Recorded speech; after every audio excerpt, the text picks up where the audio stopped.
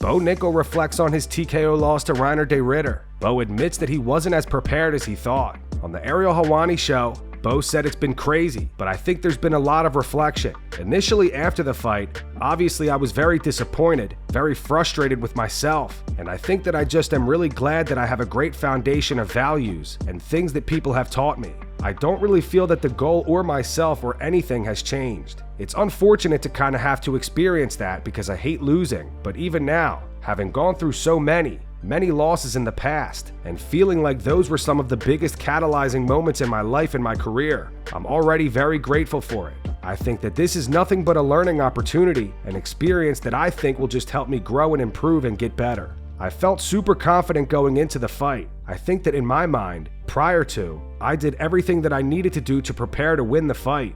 I felt great. I think that now, having looked back and gone through that I wasn't as prepared as I thought. There was a lot of things that I could have done better prior to, and a lot of things that I could have focused on and done differently. I think that it's tough to be able to predict everything and try to assume what's going to happen in a fight because I don't have years and years and years under my belt of reps and feeling different styles. So when I look at that fight and some of the things that were kind of his biggest positives in the fight on his side, those were the things I wasn't prepared for. I don't regret a single thing. I believe in myself 100%, and I'll bet on myself every single time. I think that a win or a loss doesn't define me. I've been able to win a lot and lose very few times, and I don't define myself by the losses. I don't define myself by the wins. I just have a belief in myself that will never go away no matter what. Anybody can say whatever they want, and the result can be what it is, but I'm still going to wake up every morning and go after my goals, and bring it every single day. I'm totally confident in my abilities still, and this loss does nothing but motivate me even more. I was talking with Coach Mike Brown on the way back, and I was like, I want to fight ASAP. Let's go get back into it. But I think I'll talk with the coaches and see what's best. I've got to get back to 100%, and I feel like I can put a training camp together, but we'll see. I would like to fight a couple more times this year, so getting back as quickly as possible would be good for me. Jon Jones reposted a video to his Instagram story of Daniel Cormier saying that his biggest regret in his MMA career was his second loss to Jon, which is now a no contest. Jon added an eyes emoji, a ninja emoji, and a praying hands emoji. You have a very long, impressive career. So what would you say you're most proud of and your biggest regret in your career? Most proud? I mean, just all of it. When I started fighting, I was about to turn 31 years old. It was my first fight. So I'm proud of being able to do what I did at my age. And biggest regret? I don't know, man. Probably. So I lost that fight in Anaheim to Jones, and I was fighting really well, and I kind of started talking to him, and I lost track and lost focus, and I ended up getting kicked in the head. So yeah, I should have stayed locked in. That's probably the thing I regret the most. I just was feeling so good that night that I kind of got outside of myself a little bit. Sean Strickland posted footage of him hard sparring with strictly body shots. He posted this to his Instagram. He wrote, "Feels like I'm back in elementary school, playing body blows with the boys. I'm so fat I eat body shots like cookies."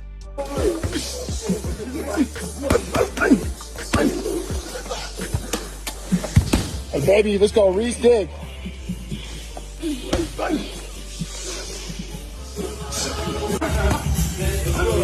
Let's go!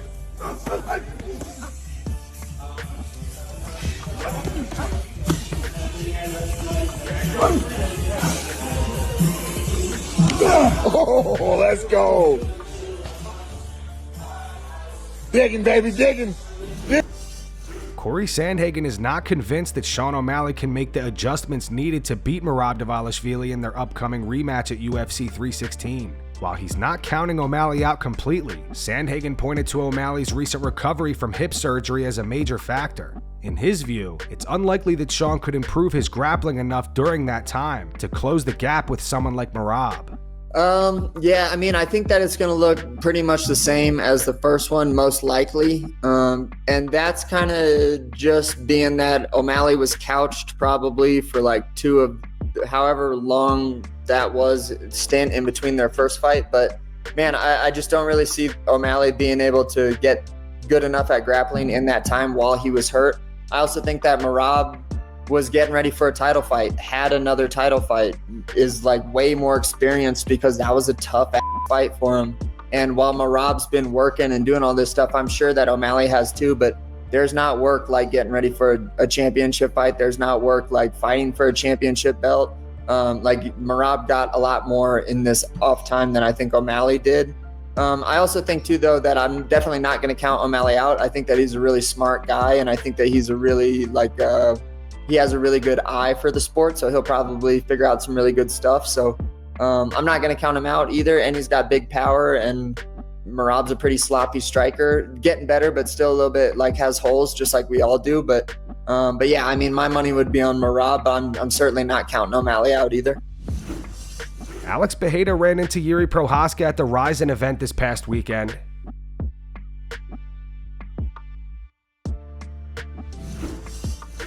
Garry explains why he's weighing in as the backup fighter for Belal Muhammad versus Della Maddalena. He posted this video to his Instagram. In the caption, he wrote, "Official reserve fighter for the world title fight, whether you like it or not. Hashtag I'm next." There's massive preparation and expense ahead of a fight for both camps. If anything falls through, they'll be grateful I'm here. While you're filming, here's the reality. People are saying, you know, why am I here? Why am I here? Belal's saying, oh, we're not going to miss weight. We're professionals. Here's the reason. I'm a UFC fan. I've been a UFC fan since I was 15, 16 years of age. I've seen many world title fights fall through on the week. Recently, Arman Sarukian, we've had Charles Oliveira. We've had many, many fighters on fight week through back cramps, cuts, getting sick, not being able to make weight. We've had many situations where a fight has fallen through. I'm here to make sure a fight happens. I want to see these boys fight. I want to see Belal and Jack fight because in my mind I am next. But I'm here to make sure that Canada, if anything happens, you get a world title fight and you get a show, because when Ian Machado Garry shows up, it's different. So look, to everyone who's asking, why am I the backup? Why did I agree to do this? It's because I love to fight, and if an opportunity arises on Saturday night, May 10th, I'm gonna win a world title. Garry trolled Della Maddalena today. He looked up his favorite foods and had his son give them to JDM while he's cutting weight. Take these. Thank you. Oh, a gift. Thank you. You gave him a gift? What did you give him? I say, I hope you enjoy them. Daniel Cormier details both Belal Muhammad and Della Maddalena's paths to victory this weekend. On his YouTube channel, DC said if Belal Muhammad is going to be successful in his first title defense, he has to look and fight the same way that he fought Leon Edwards. He's got to have a lot of pressure, he's got to secure takedowns, and he's got to keep Jack guessing. Because if Della Maddalena is able to stand and strike with him, Belal is going to be out of his element. But when he mixes everything together, the wrestling, the takedowns, the striking, he can fight anyone, and he really can overwhelm you. That is why he knocked out Sean Brady. That is why he truly outclassed Leon Rocky Edwards. So Belal Muhammad has to be that fully mixed martial artist, and the pressure has got to be, it's got to be very present. For Della Maddalena, he's got to defend takedowns. And here's the deal. There was a fight that Della fought in the Apex against Basil Hafez. The kid was taking him down, almost beat him on short notice, thanks to takedowns. It can't look like that. The fight cannot look like that for Della Maddalena. He was losing. He had to have a very good third round to win that fight because Hafez successfully took him down over and over again. That can't happen. If that starts to happen against the fighter at the level of Belal Muhammad, he's not getting the job done. He has to stay upright. He's got to move on the outside, and he's got to pick at Belal Muhammad. He can't get excited. Excitement in this fight for Della Maddalena will lead to problems. He's got to make sure he fights at his pace, his range, and really control the tempo of this fight. Dominick Cruz agrees with the take that Bo Nickal's loss to Reinier De Ridder came down to inexperience. He compares it to his own first pro loss, getting submitted by Uriah Faber in the first round back in 2007. After that, Cruz bounced back with a 13-fight win streak, captured the WEC Bantamweight title, then the UFC title, and eventually beat Faber not once but twice. If you're watching mixed martial arts right now, everybody's looking, the entire world is watching Bo Nickal and RDR. And what I see is two records. I see a 7-1 record now, which was 7-0. And a 20-2 record of RDR. That's double, more than double the amount of fights, double the amount of experience. And this takes me back to a piece in my career where I fought none other than Uriah Faber. I was 9-0, and Faber had double the amount of fights as me, double the experience, and was a black belt. So he knew what he was doing. And I went in there with an undefeated record, knowing that it's worth it. Now's the time to take the shot and get to the top of the division and feel what it's going to be like to be a champion one day and face that level. And I did, and I lost. And at the end of the day, I didn't lose again for a very long time. That was because of that loss that I was able to make adjustments, feel what the top of the division looks like and feels like, and the adjustments I needed to make. And then I was able to use those, drop 235 pounds, and stay there. So that's what I see for Bo Nickal. I see him breaking through from this and only becoming another level and understanding where his gaps are and filling them. That's the type of athlete that he is. So I'm excited to see what Bo Nickal does. RDR is nasty. He's lanky. He's tall. He's rangy. He understands every piece of the fighting. He said himself, my judo, my wrestling, and my striking is so good I can be anywhere with anybody. And I agree. He's ready for the title. Tom Aspinall took shots at Jon Jones today. He posted a series of photos on his Instagram of him hunting, and if you look closely, there's Jon Jones' head photoshopped onto a duck in every photo. In the caption, he wrote, "Lovely day for it. Hunting season has begun."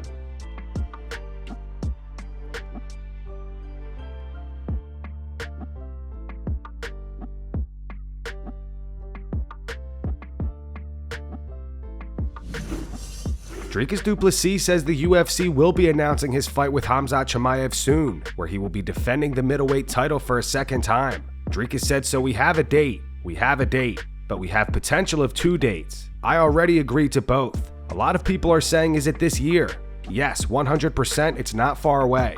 It's not that far away. The announcement will be made soon." Dricus also gave his take on Bo Nickal's TKO loss to Reinier De Ridder and says it was satisfying seeing Bo get humbled. Dricus continued, "I have no problem with Bo Nickal's hype. What I do have a problem with, he was talking about people who has done what he's never done. He became a 3-time NCAA champion, if I'm not mistaken. Well, I mean, this is not wrestling. This is not wrestling, my good man. And you found that out the hard way. I think he thought he was going to walk through Reinier. Reinier had a beautiful game plan. You gotta be careful how you talk in this game. The guys that he's fought nobodies. Humble pie does wonderful things for a man, and I think he got served 4 pies. It was satisfying. It was satisfying to watch because you can't just disrespect the people who have done what you wish you could do. He had this aura of, I'm a champion. Nobody can out-wrestle me. I can out-wrestle anybody. He was talking about wrestling. This is not wrestling. This is fighting. In my honest opinion, the knee, it was a proper knee. Bo Nickal gave up. Bo Nickal was broken mentally. That's why he took a knee. He wasn't dropped by the knee. The knee caught him. It was a good knee, but if you're going down from knees like that, good luck at the top, because the shots are a lot harder. The market can be a brutal opponent. That's why we've partnered with Market Cipher, the #1 indicator for stocks, cryptos, commodities, forex, and more. Trading is one of the toughest businesses out there, but Market Cipher is here to help. With a proven 5-step basic strategy, Market Cipher makes trading simple. Year after year, they have proven they're the real deal, with endless amounts of actual testimonials and success stories. Even Mike Perry is now trading like a pro. That's why I use Market Cipher. It's like having a coach in my corner, guiding me every step of the way. Even if you're a beginner, Market Cipher gives you the tools to become a champion. It's all about reading the market and knowing when to strike.